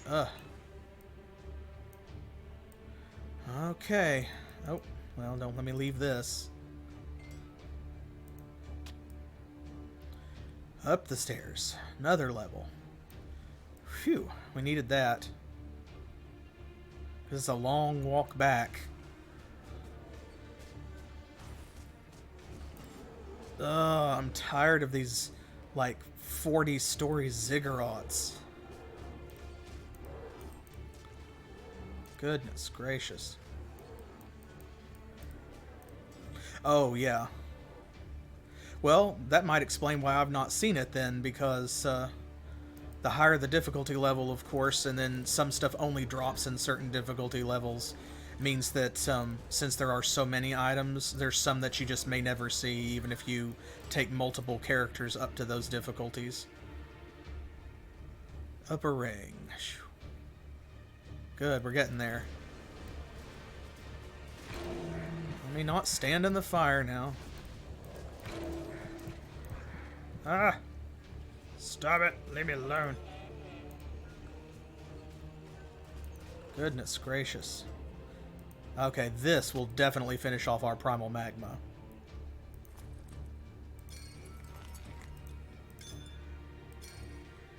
And let me just move this stuff over here, actually. There we go. Got more room for charms now. I don't suppose any of this is better than what we have on, is it? I can't believe we're still wearing the Dark Seer, honestly, after all of this, but it is what it is.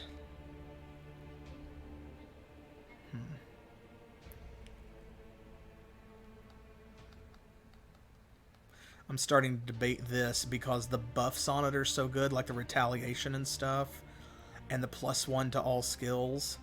It's a huge hit to armor, but I don't know. We'll think about it.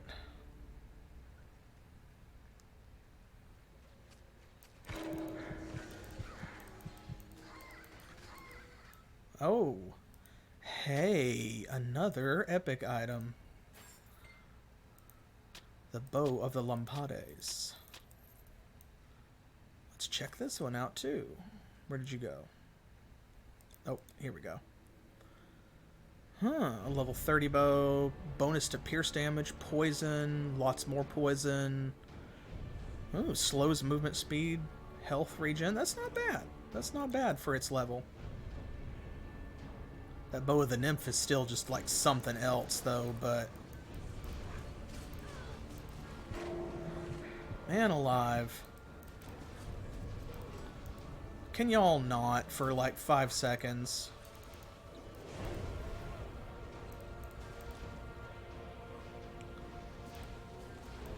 There's one, there's two, there's three. There we go. Phew. It's a lot of hectic little rooms.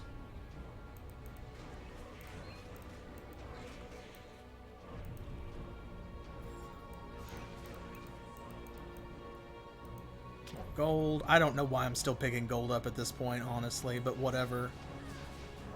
Habit, I guess.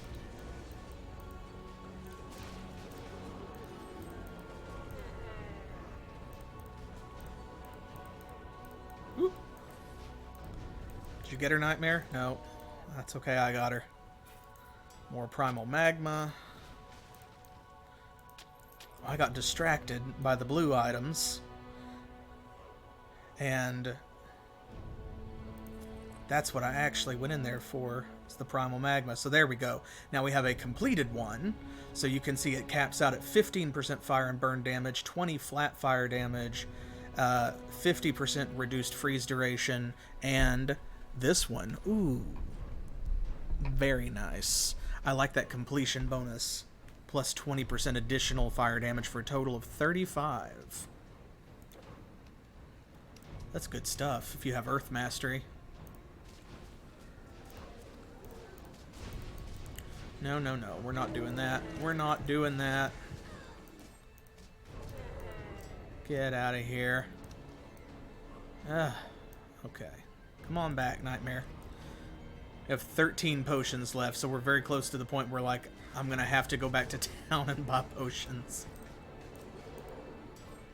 Come on, giants. How many more of you can there be?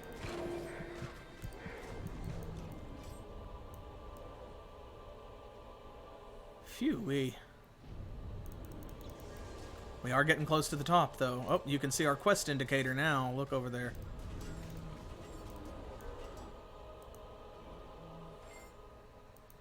There's a health potion.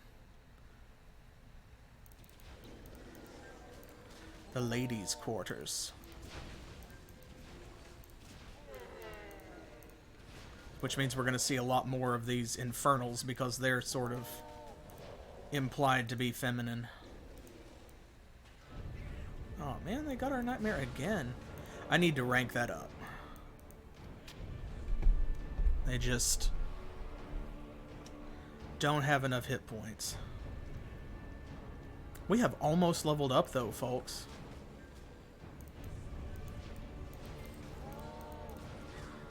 That is not nothing. There we go. Feasting and money. Bone pile.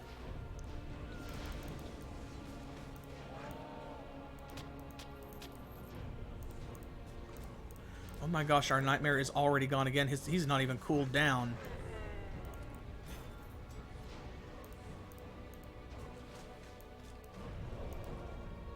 Phew-wee. At least his cooldown's not that long. Woden's Wisdom again. Excellent. We might level up. There we go. Back into the Aether fields. Ooh. Trying to show you, there we go. You can see that is Surtur up there.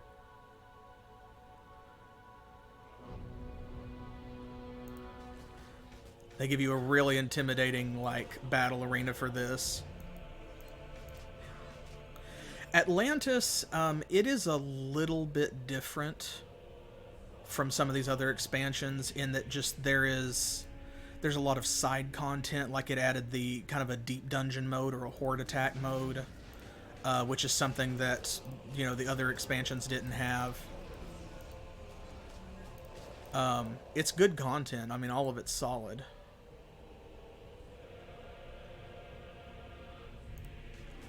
It is definitely enjoyable, but there's a lot of things like like I said, there's a casino type NPC, and you can gamble to get items of different levels and things. Okay, so here we go. Before we go in there, okay, well that's fine. Whatever. Here we go. This is the quickest one.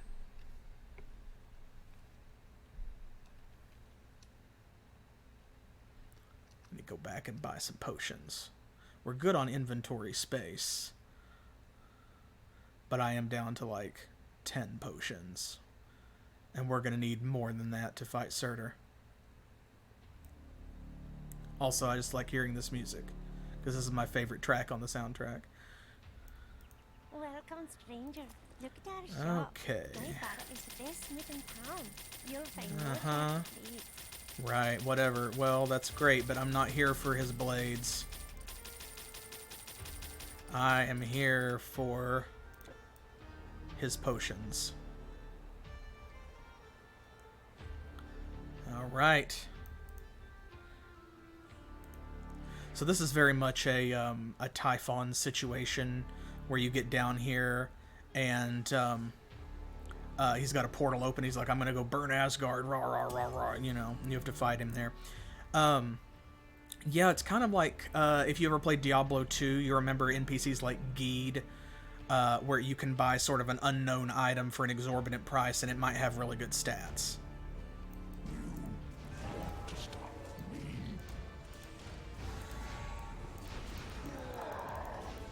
Yeah. Nope. Not doing that again. Nope.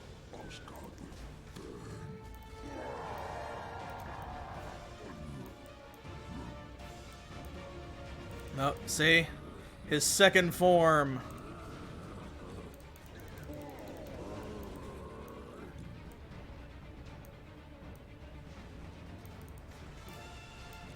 Oop. This is a really good fight. It's easier than it looks, I think, but it's a good one. It's just a fun fight.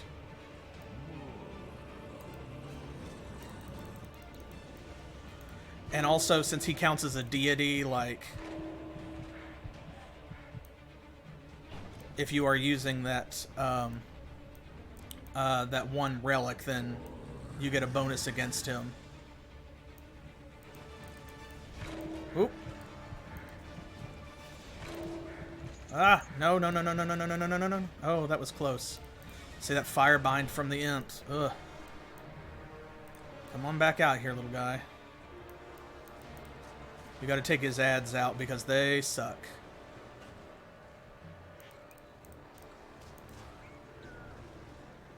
Oh, man.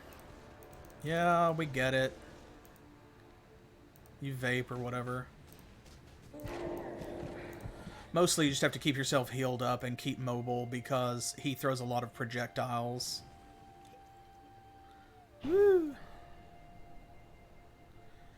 if you have dots, keep them on him, you know.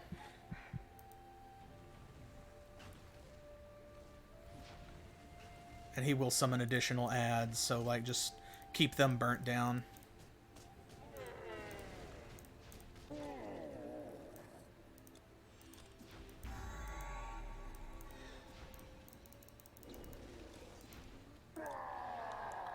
Oh, come on. After I dropped all of those. Alright, well, fine. Get him on this side. You have to take Surtur seriously. 100%. This is not a fight you can sleep through. Oh, crud. Dang it.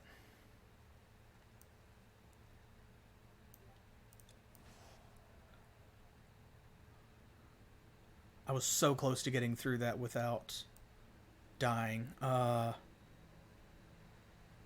So close.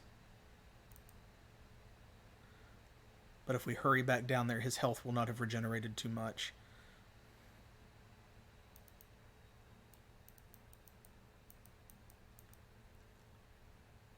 Oh my god.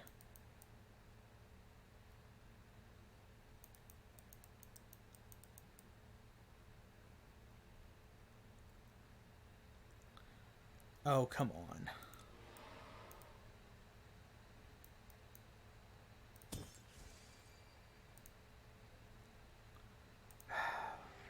Let me reload the area and see if that helps.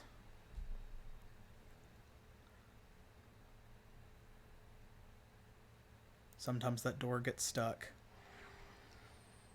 I really didn't want it to get stuck today.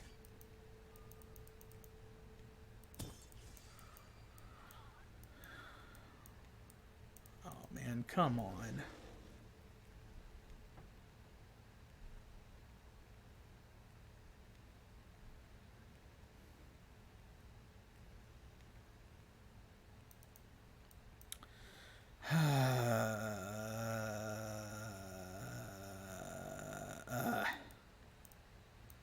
Well, oh, there we go. Oh my goodness gracious. It just had a funny click angle.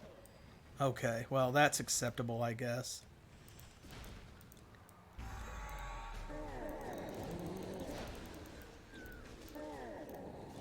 Yeah, whatever. I've heard it. Screw you. You wore me out with your BS. Just the door was a bigger boss than you were, loser. Come on back out, Nightmare. Boy. All of this treasure right in the lava. Don't even worry about it. It's fine. So, yeah. So that was Surtur. And I'm a big fan of the battle arena. I'm a big fan of the format the boss battle takes. Makes it feel almost a little bit like an MMO boss, like Final Fantasy XIV or something, where he's got different phases, and you really do have to pay attention to the mechanics a little bit. But my favorite part is honestly where the portal is just kind of like up here, and then when he dies, it just sort of goes bloop, like a rock falling off of a shelf. Okay, so we have stopped Surtur. What comes next, you may be asking.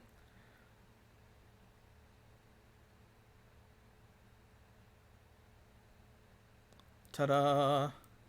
Look, a party. Man the stews, cook the pots, marinate the bones, there's a party going on.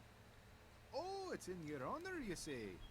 You foiled that half-Jotun Loki. Well, that's just fantastic. Extra helpings for the legendary warrior, then. Gerfian provided the finest vegetables. Now where is that cursed beast for the meat today? Ah, we get to talk to everybody. Look here, Bragi, the god of skalds. Greetings, brave hero. Your deeds ring deep into the bark of Yggdrasil. Come, I am Bragi, god of skalds, and I shall write a play about you, the savior from the south. God of storytelling and music and stuff. Tyr. Now you remember he looked like he died, right? Because he's one of the four that we fought when we were still helping Loki. But here he is. Ah, you again. had me back there, I admit. And now you're the hero. Ha! Is that justice? Well, you earned it. No hard feelings, then. And here we go, Sif. Hail, hero! I am Sif, mistress of Trudvang. How nice to meet you. I believe you've met my dear husband, Donar. And there's Thor. We meet again, Godslayer. I am impressed by your skill. To defeat the king of Jotunheim and the king of Muspelheim, and yet come back alive? That is a feat worthy of song! I always wanted to do that, but Wotan wouldn't let me. Tell me, how many skulls did you crack? Same old Thor. Freya. I just wanted to say that I forgive you for what you have done, hero. I have treated you unjustly. You had been deceived, and I am sorry. Though I am still anxious about Baldur's return. In the end, you have done more for us than we could ever have hoped. His death was prophesied, but so was the destruction of us all. And that part you have averted. And I like that they leave it open as though, like, maybe Baldur can come back. Right? Now let's talk to Woden and see what he has to say. Yours is a great deed, hero. No, more than that. You have saved us all. We stood fast and were able to beat back the Jotuns, but barely, and having suffered great losses. More giants pouring in through this portal would have been the final stab in the back that would have broken us. But thanks to you, Asgard stands triumphant. We'll see about Loki. One day he will receive his punishment, but for now his plan is foiled. His sinister allies dead or scattered. Don't worry too much about him. You know, you would be more than worthy to live here as one of my Einherjar. Come, let us celebrate. I can only hope we would be worthy of being Einherjar, considering how many hundreds of Einherjar we've already, like, defeated in battle and overcome. I suppose the time has come for you to return to Midgard, and I'm looking forward to what the future of humanity will bring. Ragnarok has come and gone, but we're still here, thanks to you. Maybe it will come again one day. But you have proven that. Even if some of it is not in our hands, our destiny is never set in stone. And I would be happy to fight by your side again. Farewell, vanquisher of ice and fire. May you remember us as friends. Da-da-da-da. Let's see where this portal goes. Here we go. Do you wish to enter the mysterious portal? This will return you to the main menu and unlock the next difficulty level. Well, there we go, folks.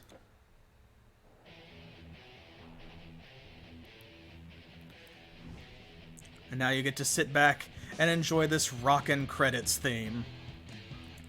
So yeah, I will be showcasing a little bit of the Atlantis content as well. But, at least for now, this, kind of brings an end to at least the main portion of our Titan quest. So, with that in mind, I hope that you will have in mind some suggestions for the next game that you would like to see me play. What would you like to join me here on the channel for on our Thursday streams? Because once I do poke around at the Atlantis content, that's going to be the conclusion of Titan Quest. So there's not a whole lot more left of this series, and that means we need to think about starting something else. So be sure to subscribe here if you're not already. Definitely subscribe to my YouTube channel. Turn on that little bell notification icon so that way you'll get updated whenever I upload anything over there. And follow me on Twitter and Facebook and Pillow Fort. And you can message me in any of those places. Leave comments under the videos, tweet at me, and tell me what game you would like to see me play next for you, or what game you would enjoy playing along with me. Remember, the only criteria is it has to be at least 15 years old. I already kind of broke that rule with Titan Quest itself a little bit because I think it only turns 15 next year. But that's the thing.